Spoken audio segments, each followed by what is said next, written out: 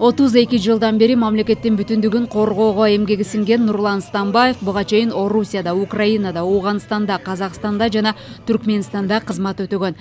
Ал жаш кезде буйрукту аткарып, көп жакта жашап, өлкөнүн чек арасын коргоп, калктын тынч жашоосуна салым кошкондугун сыймыктануу менен айтат. Кызмат учурунда Украинада 7 жыл менин уулум Украинада төрөлгөн, Афганистанда, Туркменистанда, Казакстанда, биз Союз убагында кайсы жерге жиберсе, ошол жерде кызмат өтөп жүрө берчүбүз.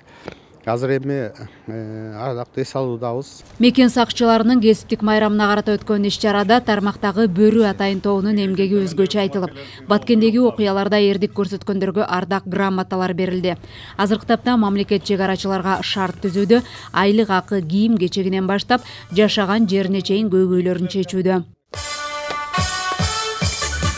Президентибиздин берген тапшырмаларын аткаруунун негизинде чек ара кызматына техникалар, жаңы курал жарактар, жаңы ок дарылар жана социалдык жактан камсыздоо зарплаталары боюнча көптөгөн иштер жүргүзүлдү.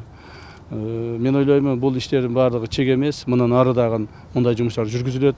Бирок ошону менен бирге айтып кетиш керек, чек ара кызматынын, чек арачылардын кызматы бүгүнкү күндө өтө оор.